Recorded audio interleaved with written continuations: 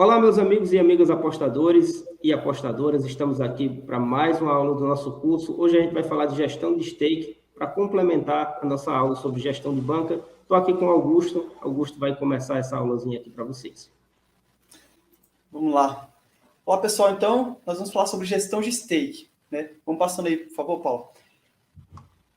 A gestão de stake, pessoal, é uma etapa da gestão de banca, tá? Ela está vinculada com a gestão de banca. Não tem como você fazer gestão de banca sem fazer gestão de stake e também não tem como fazer gestão de stake sem fazer gestão de banca. Fica incompleto o seu processo, certo? E como a gente viu lá na aula passada, né, sobre o que é gestão, né, é o controle e planejamento das suas finanças. No caso aqui, é você controlar e planejar o quanto você irá investir em cada aposta. É uma parte mais específica. Agora é o dinheiro que você vai colocar na sua aposta, né, que é a stake, aquele valor exato que você quer colocar em cada aposta que você for fazer. E aí você tem que ter sim um controle de quanto você vai colocar em cada aposta e um planejamento, certo? De como você vai trabalhar, qual que é o método de gestão mais viável para você. E nós temos vários tipos de gestão de stake, né? A gente vai listar algumas aqui para vocês, mas tem muitas outras. Stake fixa é você sempre colocar a mesma quantidade de stake em cada aposta, sempre a mesma quantidade. Nós temos a gestão variável, que aí já é o contrário, né? É você variar a sua stake conforme o caso, certo? Nós vamos explicar ela mais detalhado. A stake proporcional, ela está relacionada à porcentagem que o Paulo falou na aula passada. Então, aqui você vai apostar de forma proporcional, de forma percentual, de acordo com a sua banca. Nós temos o all-in, que nós não recomendamos, pessoal.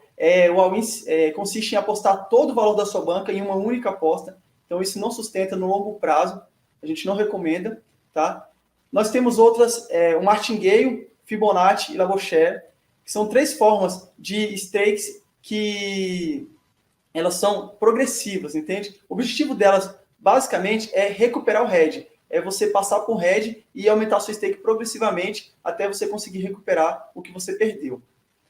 Recuperar hedge nunca é uma indicação, né, de apostadores profissionais. Então, quando você escutar esses três nomes aí, vocês fiquem muito de olho, né, e tenham muito cuidado com isso, porque recuperar hedge realmente é uma questão complicada. E principalmente esse alerta que o Paulo deu é importante, porque existem muitas pessoas, muitos apostadores, que buscam métodos, formas de fazer isso funcionar. E eu já vi várias formas que às vezes até parece que funciona mesmo, mas chega uma hora que tem um gatilho ali, que é a hora que você vai cair de vez, tá? Então tome muito cuidado. Gestão de Kelly, pessoal, é uma forma de nivelamento, certo? Uma forma de nivelamento da sua stake também, que ela varia conforme o caso. E a gestão de ciclos, que é muito usada pelos traders, né? É uma forma de trabalhar com metas, né? De ganhos, tá bom? E nós vamos agora entrar aqui com stakes, cada tipo de stake, né? Nós vamos falar de três aqui para vocês com mais detalhes. Bom, pessoal, agora a gente vai trazer três tipos de stakes aqui para explicar com mais detalhes, e a gente vai começar por stake fixa, né?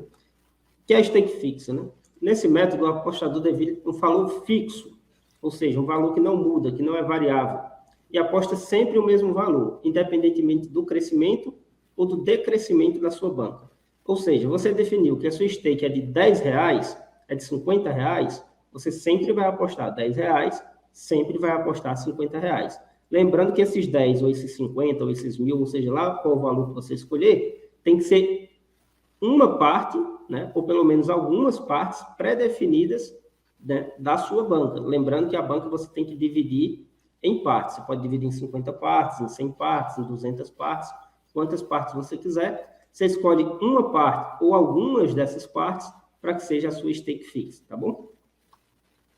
Nesse modelo, a confiança e o grau de desajuste não interferem na escolha da stake. Ou seja, você quer apostar na vitória do Flamengo contra o Botafogo e na vitória do Vasco contra o Fluminense. São duas apostas que você acredita ter valor, né?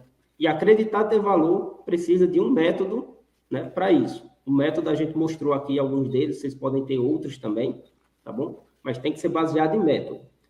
Mas você está muito mais confiante na vitória do Flamengo do que na vitória do Vasco.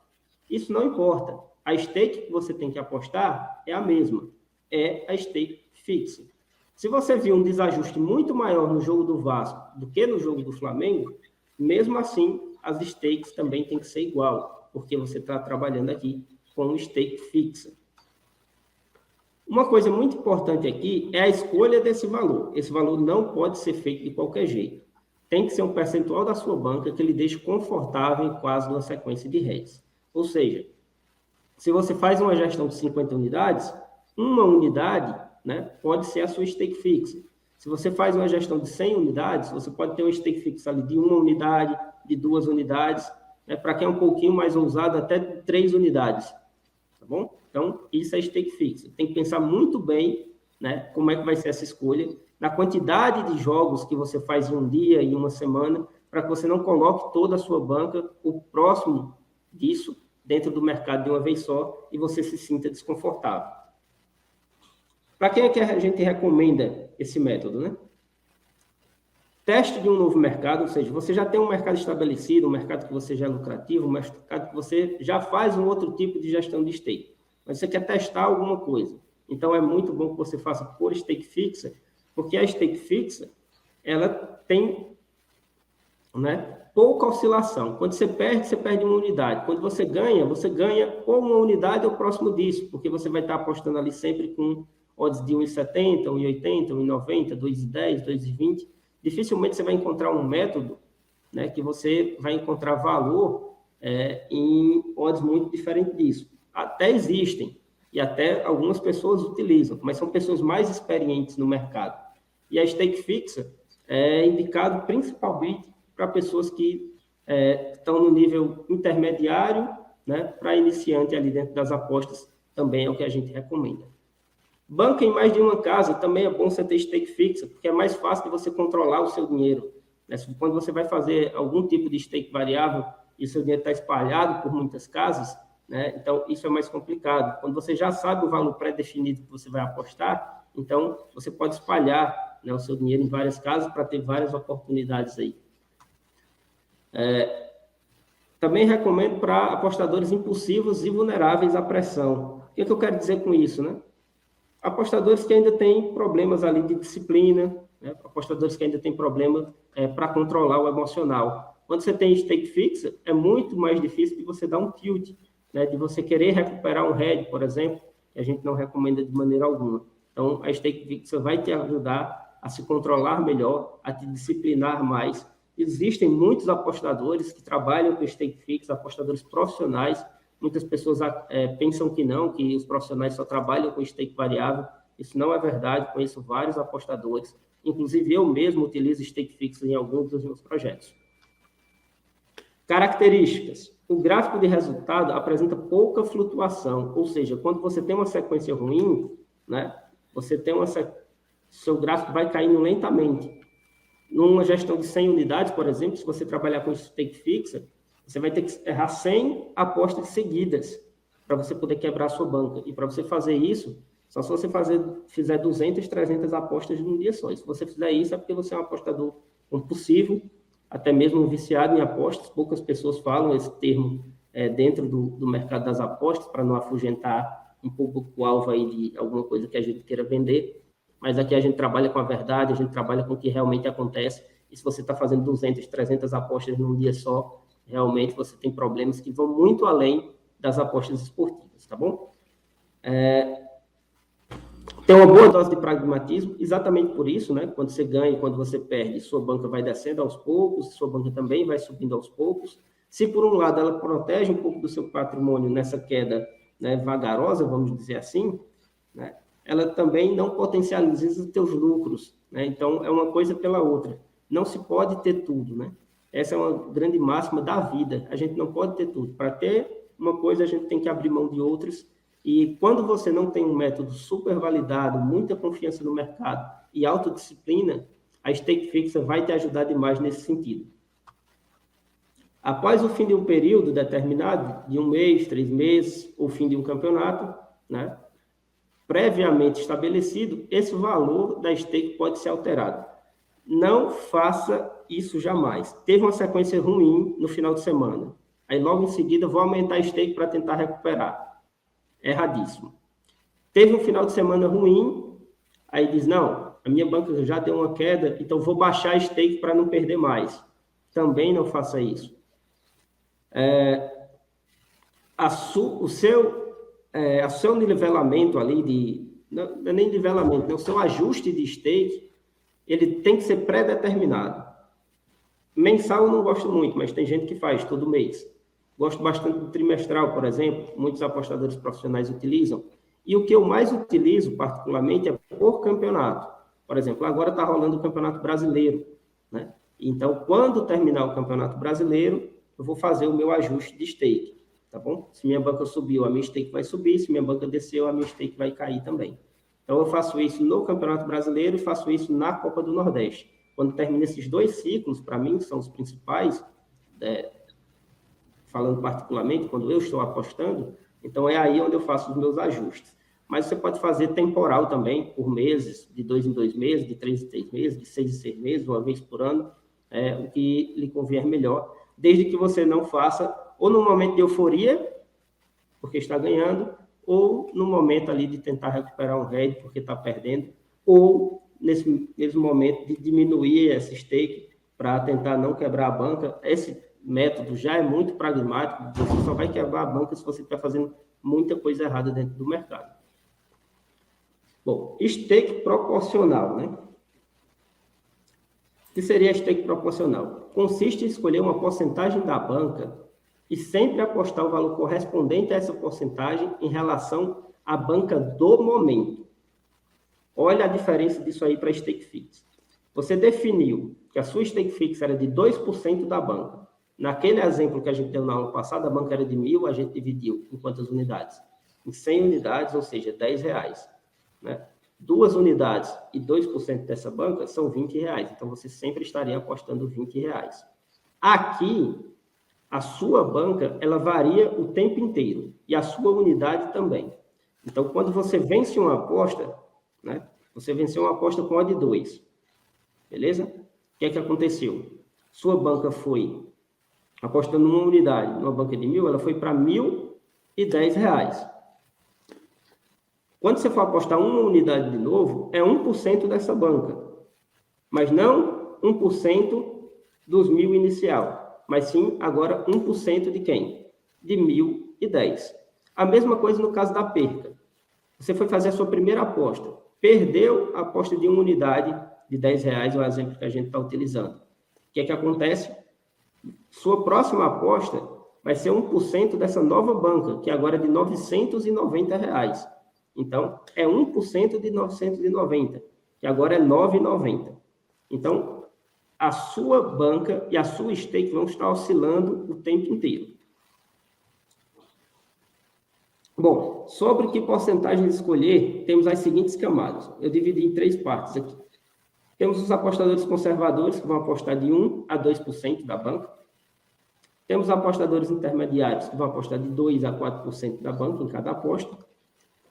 Temos os apostadores agressivos, que vão apostar de 4% a 6% da banca. E temos os apostadores loucos, que vão apostar mais de 6% da banca. Tá bom? Acontece? É claro que acontece. O que é que a gente recomenda para esse método, né? Mercados já testados. Então, se você está fazendo algum tipo de teste, esse aqui não é um método de stake de banca, aliás, de stake, né? Não é uma gestão de stake que seja indicado para você. Banca concentrada em uma única casa. Isso é muito importante, porque se você tem seu dinheiro está dividido em várias casas, para você ter esse controle de quanto você tem no momento da aposta, é muito complicado. Então, é sempre bom que seu dinheiro esteja concentrado em uma única casa, para que, em tempo real, você consiga saber ali quanto vai ser o 1%, 2%, ou até mesmo 5% que você vai apostar na sua no seu próximo investimento. Apostadores que já estão no estágio intermediário e saberão lidar com um head maior depois de um crescimento da banca. Por que um head maior depois de um crescimento da banca, né? Como a gente está trabalhando com porcentagem, se a sua banca cresce, 1%, quando a sua banca já cresceu, né, você está no positivo, é um valor bem maior do que 1% da sua banca inicial. Então, quando você está numa maré positiva e você toma um head, esse head percentualmente é do mesmo tamanho dos outros, mas nominalmente, ou seja, o valor real em dinheiro, em cash, é um valor maior. E você lidar com isso nem sempre é fácil. Quais são as características? O gráfico de resultado apresenta grande flutuação. Exatamente por isso. Ó, você vem no momento positivo. Aí o que é que acontece? Toma um head, né? Esse head é de um valor maior. Então, ela flutua mais. Agora, está bem grandinho aí, né? Então, vou ler bem devagarzinho para que vocês possam entender. Quando a banca cresce, os greens são maiores. Ou seja, é maravilhoso. Quando você está no momento positivo, é ótimo. Porque o valor da sua stake está maior naquele momento. Consequentemente, nominalmente, o seu retorno também vai ser maior. Porém, os heads também são com valores maiores, o que pode abalar o emocional do apostador. Então, é por isso que o apostador ele tem que estar no nível intermediário para frente. Tem que estar com o emocional muito bem trabalhado. Por outro lado, quando a sua banca decresce, ou seja, tem a parte bem positiva nisso. Quando a sua banca está diminuindo, o que vai acontecer? Os heads vão ser com valores menores. Né? Então, por exemplo, você tomou o primeiro head lá de R$10, naquele exemplo que a gente começou. Aí depois a sua banca vai para 999, ou seja, sua stake agora é de 9,99. Então, seu próximo head vai ser de 9,99, não de 10. O próximo vai ser menor do que 9,99. E assim sucessivamente. Isso controla a queda da sua banca. E controlando a queda da sua banca, vai ser muito mais difícil que você quebrar. É mais difícil de quebrar nesse método, nesse sentido, até mesmo que no de stake fixa. Só que tem uma questão, nada vem de graça. Se o seu head vai ficando menor, quando você está numa curva decrescente, o que é que acontece? Os greens também são menores, então a sua recuperação também é mais lenta. Porque você vai tomar green, né, de um stake menor do que aquela stake que você começou. Então, retomar o verde, né, vai ser um trabalho bem mais árduo. Então, o pragmatismo aqui é diferente. Quando você está no lucro e toma red, você cai muito. Quando você está no prejuízo e toma green, você sobe pouco.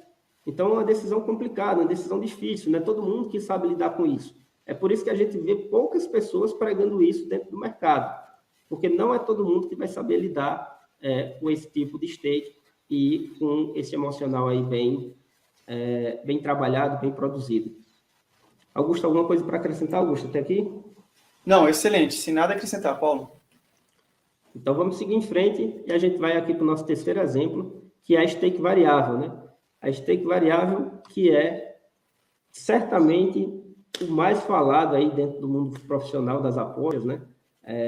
Muito difundida, principalmente por questões de ser mais complexo, de ser mais difícil de entender, ser muito mais difícil de trabalhar, né? É bem mais difícil do que as pessoas imaginam. Fazer esse ajuste no stake variável é muito complexo, não é qualquer pessoa que consegue fazer.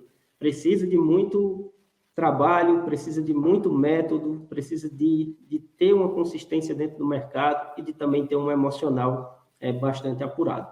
Então, o que é stake variável, né? Nesse método, a stake varia em cada aposta de acordo com a confiança e ou grau de desajuste. Ou seja, ao contrário lá da stake fixa, que não variava de maneira alguma. Bom, variar de acordo com a confiança é um termo que foi utilizado lá atrás nas apostas esportivas. Quando os conceitos de valor, né, mais EV, precificação, não eram tão difundidos como é hoje.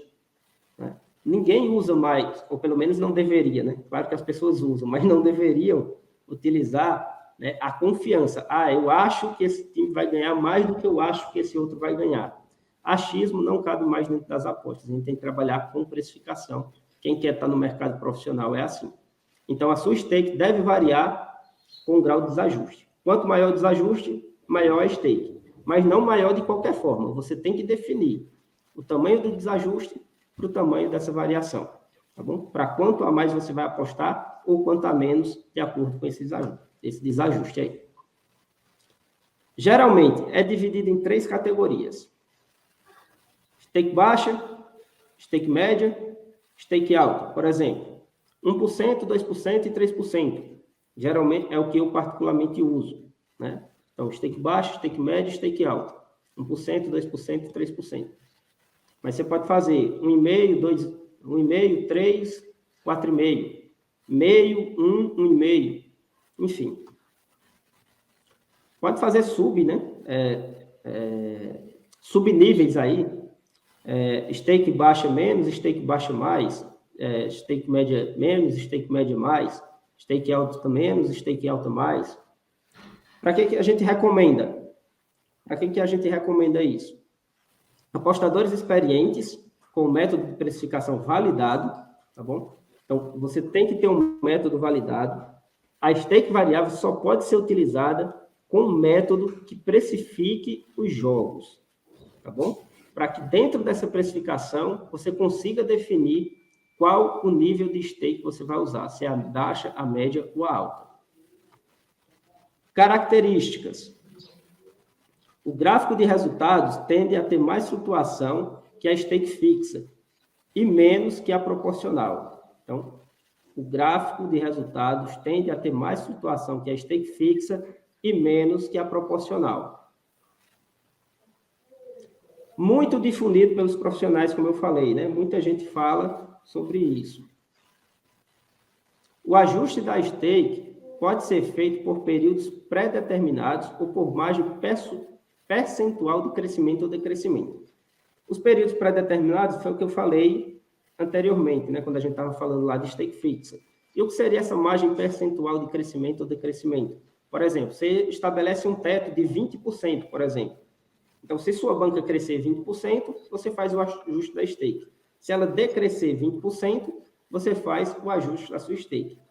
Eu não utilizo, mas sei que muitos outros apostadores utilizam esse tipo aí eu chamar de barreira, mas não é bem barreira o nome, né? De modelo para poder fazer esse reajuste da stake. Então, tenha muito cuidado com a stake variável, não tenha pressa para utilizá-la. Utilizar a stake variável não quer dizer que você é um apostador melhor ou pior do que outros apostadores, né? Não tenha isso como um glamour dentro das apostas esportivas. Faça o que é melhor para o seu método. Faça o que é melhor para que você se sinta confortável dentro do mercado. É isso aí, Paulo. Uma observação importante aqui para o pessoal é que, da mesma forma que a nivelamento de stake, para quem faz precificação e tem um método mais EV, ou seja, que o método que de fato encontra valor positivo, os ganhos deles tendem a ser melhores, certo? Dentro de um certo período. Mas aqui um cuidado. Se você ainda não... Por que a gente fala que é para apostadores experientes e com métodos já validados?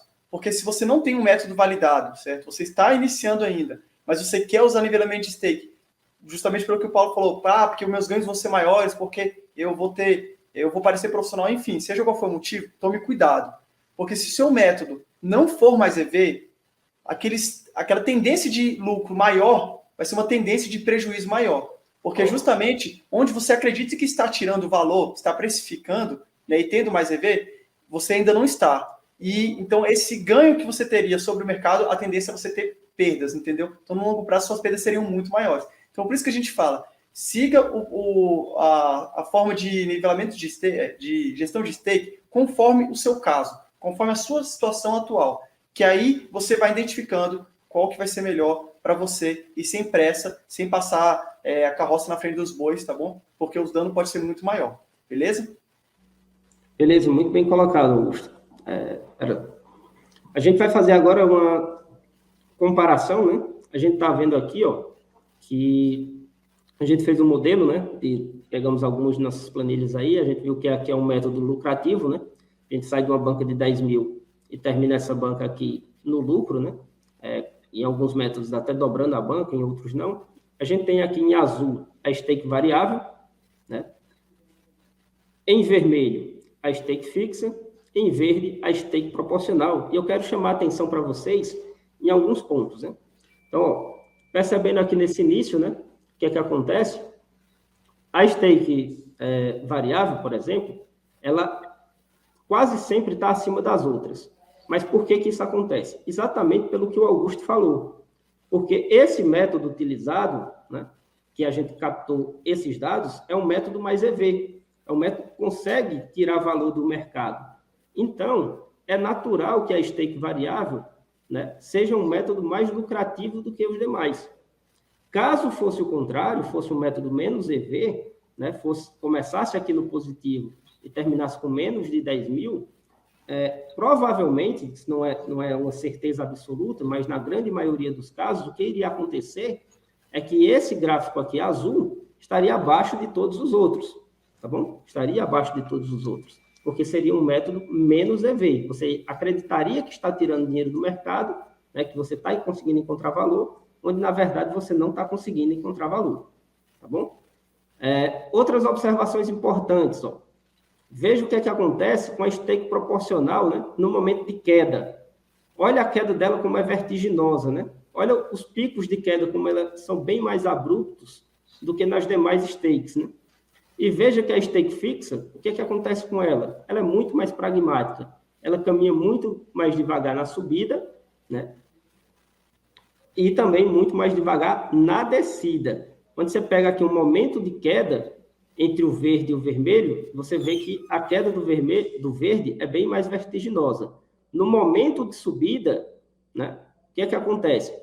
O verde ele demora um pouquinho mais para se recuperar. Lembra o que eu falei? Quando você está no momento negativo, né, e começa a ganhar, o que é que acontece? A sua stake é menor. Se essa stake é menor, né, o seu ganho nominal também é menor. A gente tem poucos lugares aqui onde a gente chegou a ficar negativo, né? Esse aqui foi um caso. Você está vendo que a stake fixa caiu menos do que a stake proporcional, e no método aqui, que é mais EV, quando a gente pegou uma stake variável, ela não chegou nem a bater no negativo em nenhum momento. Mas que fique o alerta, né, que o Augusto já fez. Isso funcionou. Paulo. Pois não. Uma observação importante aqui, pessoal, é que quando a gente fala de método mais EV, pode parecer para as pessoas, se é método mais EV, é método lucrativo, né? Não, poderia esse método mais EV, como o Paulo mostrou aqui, ó, ali a gente teve uma parte que ficou abaixo dos 10 mil. Sim, o método mais EV, ele pode sim ficar negativo. Nesse caso aqui, nem ficou com a stake variável, né? Só com a stake fixa proporcional. O método mais EV não significa que ele não possa ficar no negativo. Significa que no longo prazo a tendência é de lucro.